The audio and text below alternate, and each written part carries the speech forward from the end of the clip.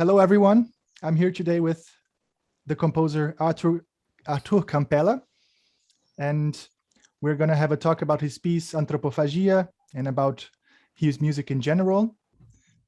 Thank you, Arthur, for joining us from Rio de Janeiro. My pleasure. I don't know if you're aware of this, but we are compatriots. I also come from Rio de Janeiro originally. So you are Brazilian? I am Brazilian, yes, but I live in Germany for a long time now, and so yeah, almost losing my roots. But hopefully not. Yeah, quite. well, I live in, I'm here because I'm teaching. And at this moment, my contract finished last year or so, but I'm here because of my wife. But the thing is, I live in New York for 30 years. Yeah, I'm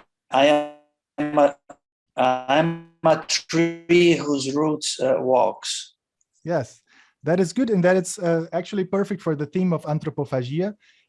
Could you maybe give a small explanation of what that means for our non-Brazilian friends who don't know and have never heard about it? Because Antropofagia means cannibalism, but what does that mean in the context of music and art?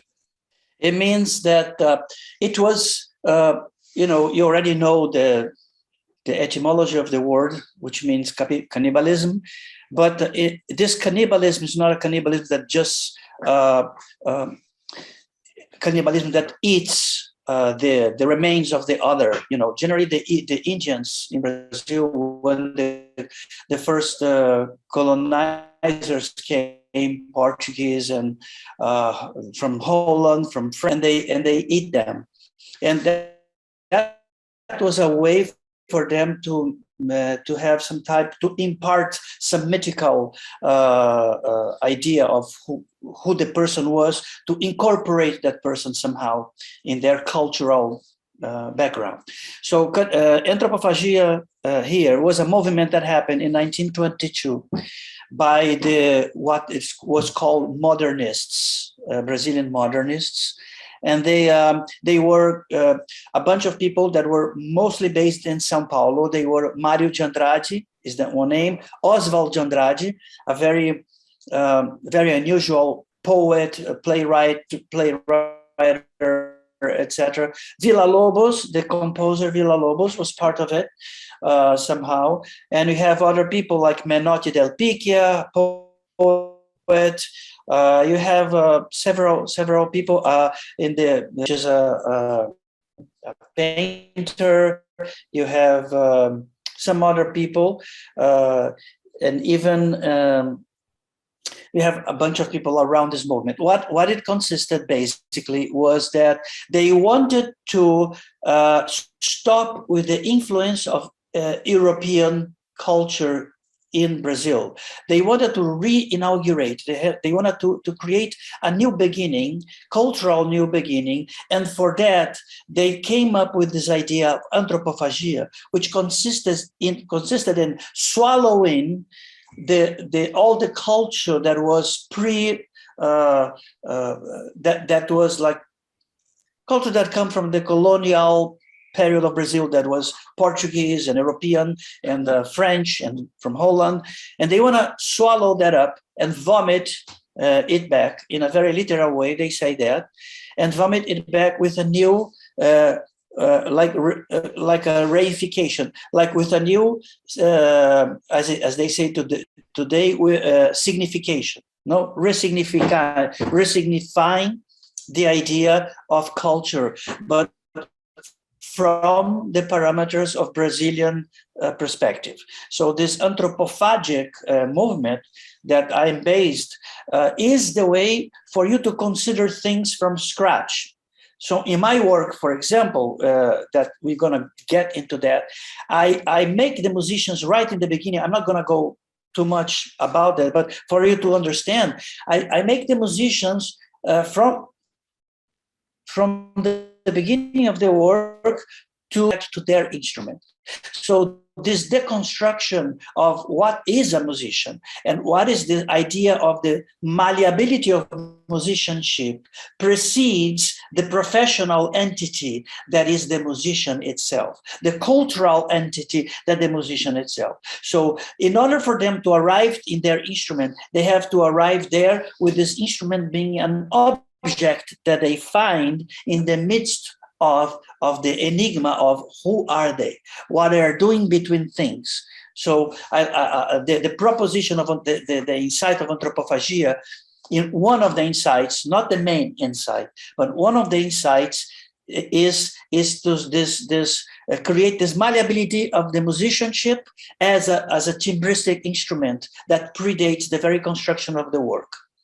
And then there is the big insight of anthropophagia, which is a work that subverts the notion of time. And then we can go, and then we can talk about that in details, because this is the main insight and how this concept affects my way of looking to the notion of music. So I want to create I want to anthropophagize whatever. I want to cannibalize the idea of music as an entity that goes on time. And music is a kind of phenomenology in the Husserlian way. So you listen to something and immediately this thing is replaced by another aspect of this auditory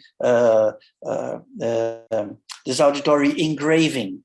So it's not like a painting. A painting, you look at it and you can go from the beginning to end of the painting and you can go up and down and the painting is always there. It's a spatial thing. In my work, Anthropophagia, what I did is that I didn't also wanted to submit myself to the notion of time as a sequential movement. So what I did, I create an entropic material. So there are many things happening at the same time. It's like a cauldron. It's like a bubbling cauldron of images. And timbristically, it works like that too. So somebody sitting in your side is exactly the same sensation that you are immersed on a bar with many friends, and you see some specific noise of somebody else in the next table. Somebody drops something in the floor. So if you get 10 seconds of this moment in the bar, for example, you're gonna have a history linking the spoon that fell on the floor with the baby crying in the other table, while your friend sitting in this very same 10 seconds is gonna be the waiter telling a joke to somebody else, and somebody else putting a cigar on. So all these things, images and sounds, are going to be parallel narratives that happen at the same time. So when you have too much information happening going in your direction, you have not the idea of sequential thing, but that you can choose, like in a picture, where you are. So you can look at that. So, oh, I hear this trombone, and then I hear this piccolo, and another person sitting on your side say, no, I hear this violin doing some scratch, and the harp doing some type of chord. So that's the main insight of the idea, to subvert the idea of sequential time and create a kind of like spatial allocation of the phenomenon being heard, almost making it a visual material that you could locate things in the space and that have different narratives. Really, basically, really that's interesting. It sounds like what you described is every single aspect of what it means, of what a piece of music means, from the cultural expectations of how a professional instrumentalist plays his instrument, until the cultural expectations of form and of sequential time and of the reception. Everything gets reinvented and resignified, like you said, in a sort of big soup of elements. Would that be a fair description? That's right. If anyone gets a chance to look at the score of Anthropophagia, that they please do, because it's an amazing score. It's overwhelming, it's enormous and full of details and full of annotations, and every little detail is written down, and It's just the score itself is a work of art. Thank you. Yes, and my first impression is it reminded me a bit of Beethoven's manuscripts, because he was also very, I don't know if you work, it looks like you work really fast, right? No, in fact, I do work fast when I'm concentrated, but I have, but this piece took me a while to write.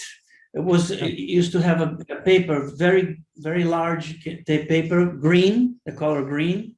And it was funny because my very son used to, when he was little growing up, he used to say, Dad, are you going to go to the park with me, or going to be writing in the green paper?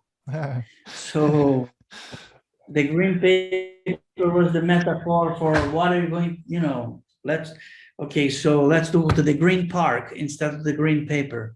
Yes. So I was going to ask, the piece is from 2006, is that correct? The PCS is 2006. Yeah, when I finished, it was premiered by the KNM, Kammerensemble NeueMusik Berlin, in Stuttgart at the World Music Days, and was conducted by oh my gosh, the German great conductor. It's just a white, just wash my head, because it's conducted by more than one now.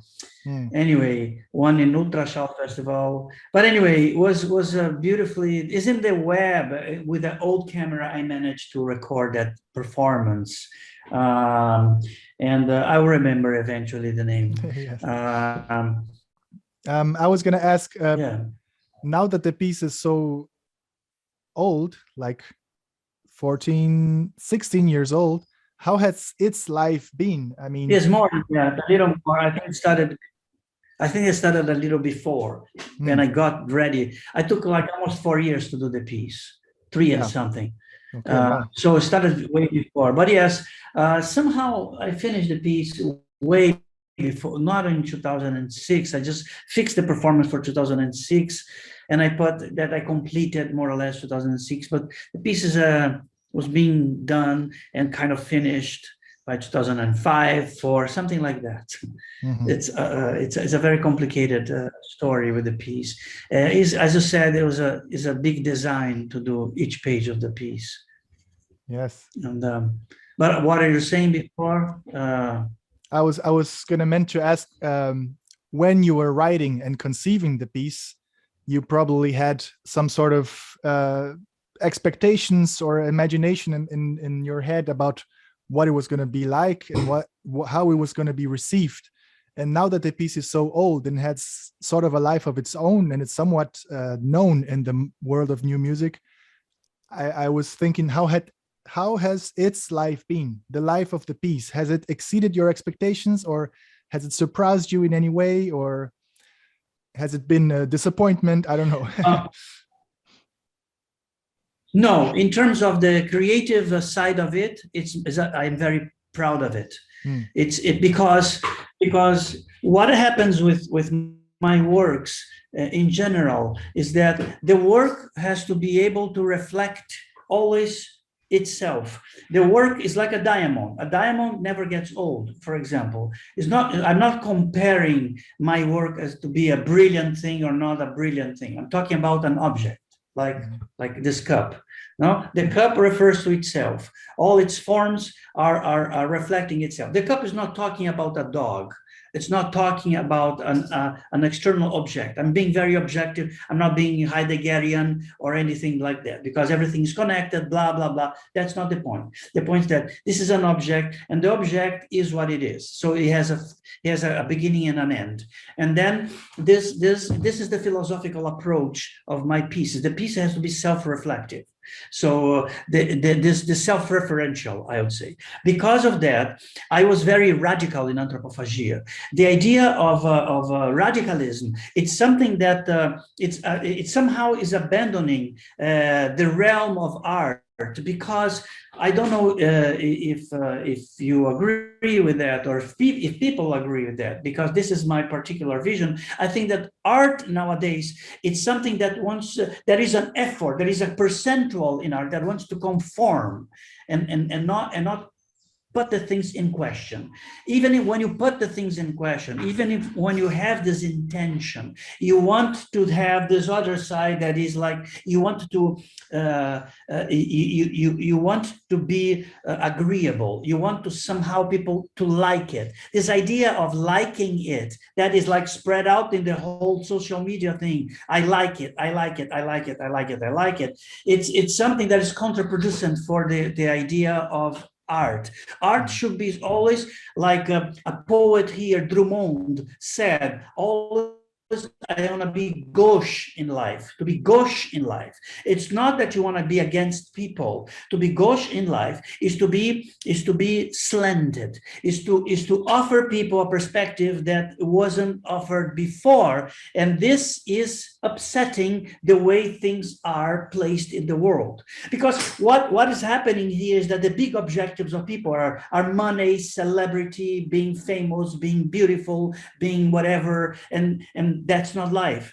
Life doesn't run for me like that. It's not that I don't want to be beautiful or rich or famous. It's not about that.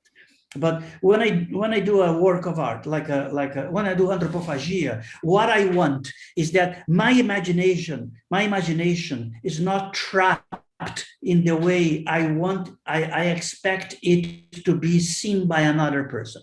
My imagination is say, I just did something with an instrument, and I say, why don't you do that other thing? And I don't ask the question, oh, aren't you going to be more complicated? Fuck it. It's not a point to be more complicated or not less complicated. I'm not into complication or non-complication. Even complexity for me is a relative word, because the idea is that when we are immersed in complexity, you know. It's like the idea is like, if you look into the details of things, into the microstructure of things, what are you doing is perceiving how other states could be. It's like in the quantum physics, how many other states could the atomic substructure of the particle could be.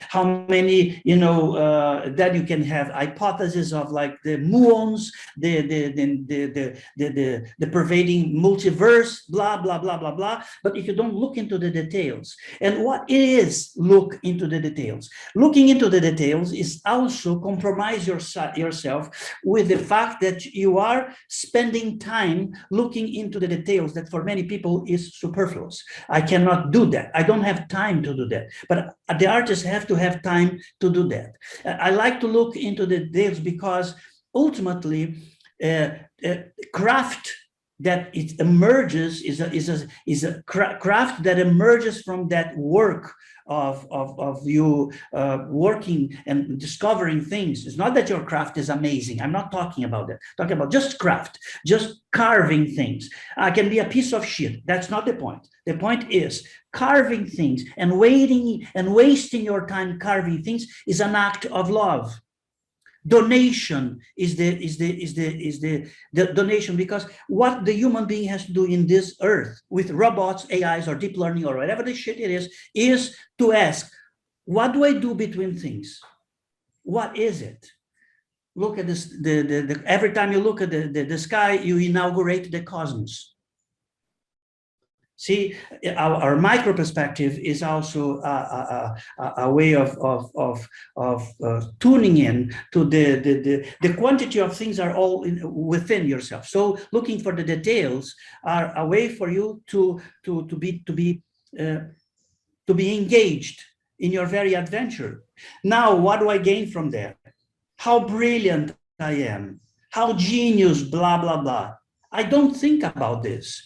It's not because I'm not also enchanted by those parameters. I'm a human being, but it is because what I want to do has to have this insight and has to explain to me what is it to be between things? What is it to be this that I am, that I don't even know? what people have to keep in mind is that the idea of new music is also the idea of new music itself.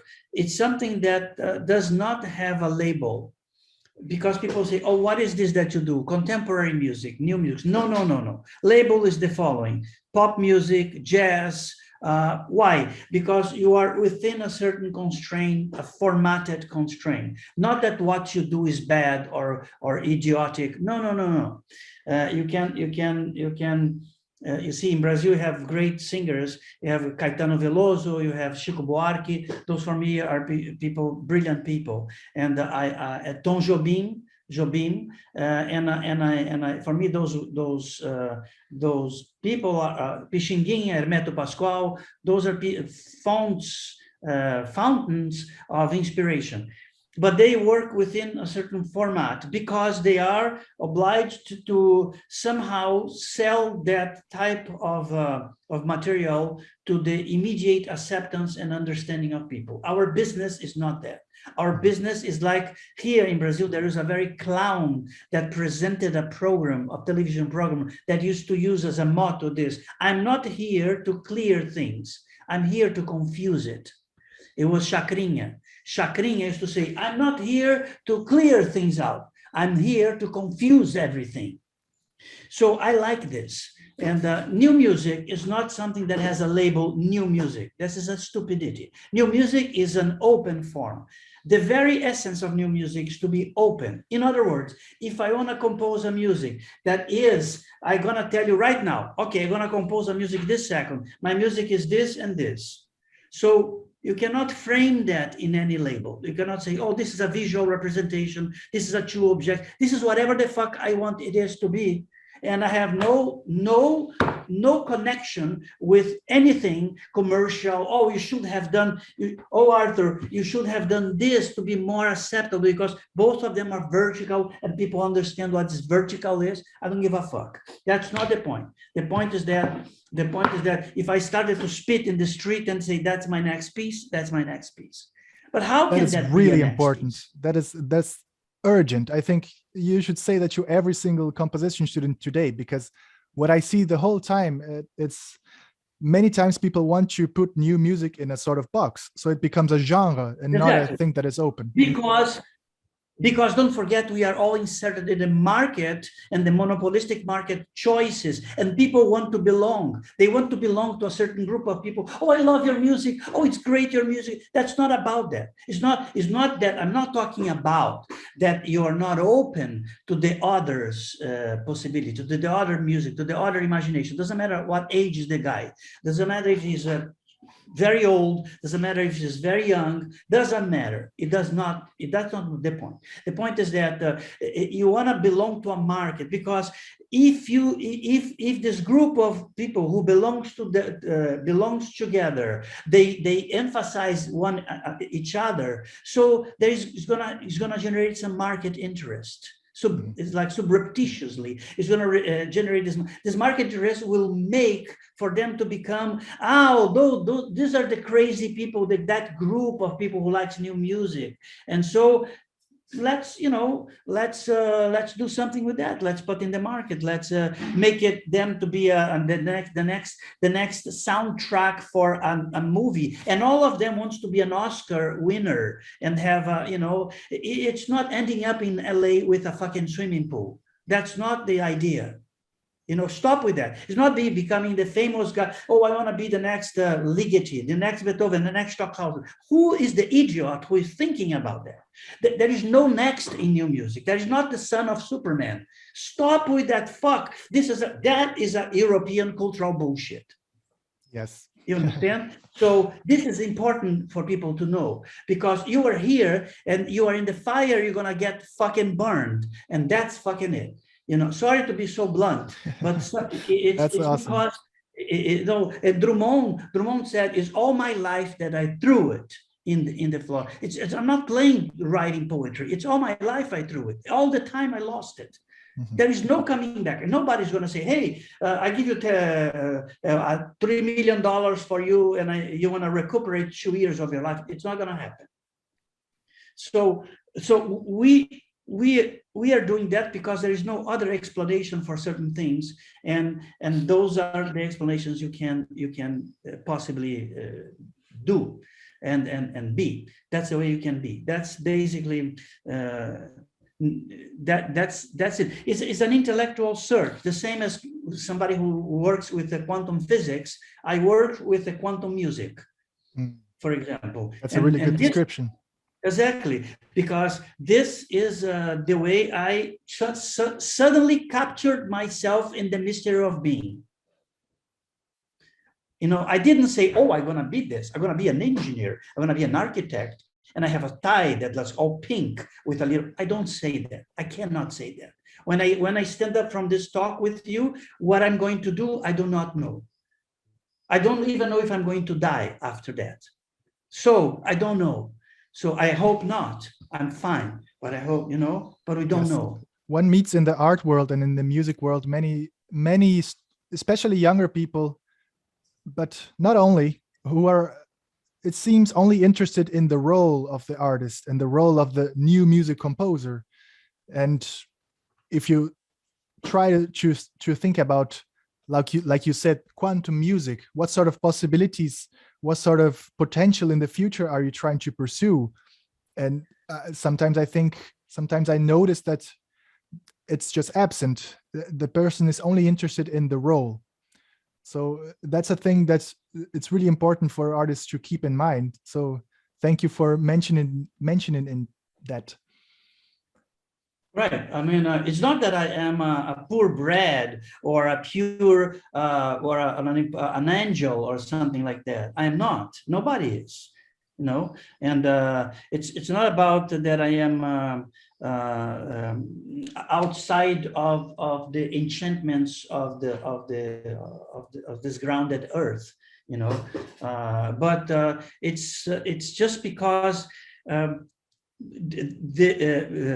Free will is a funny business, you know. Free will is what you choose with the Schrödinger cat in your mind. You don't know if it's going to be alive or dead.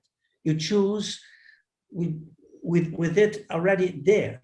You know, you don't know if it's dead or alive, and you don't know.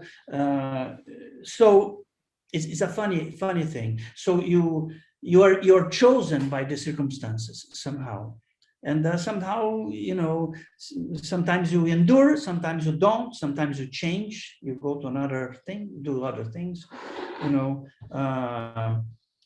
There's much more to talk about in this subject, but if I go to this other chapter, we're going to be here for 5 hours, and I don't want to do yes, that. Unfortunately, I have to close things now because I have to leave in 5 minutes. I really hope we could someday carry this discussion on for a couple of hours at least. Sure. Until then, please come to the concert where we will be playing Arthur's Antropofagia, an enormous piece for a big ensemble and very, very challenging. So the 16th of June. Yeah. Thank you. Well, thank you for the talk, yeah. and I'm sorry for the technical difficulties, and we'll see you. I'll see you in June. Are you coming to the concert? Yeah, I think so. I mean, 90%. If the war in Ukraine and the new COVID allows that, then I would I would love to be there. I'll try it. It's not every day that I can see the piece, you know. Yeah. I'm going to pray for world peace and world health so that you can come in June to the concert and we'll see each other in person. That would be great. And then we can do a real talk, yes, just saying the same place and then record it. Yes. Thank you, Arthur. Sure, my pleasure. See you.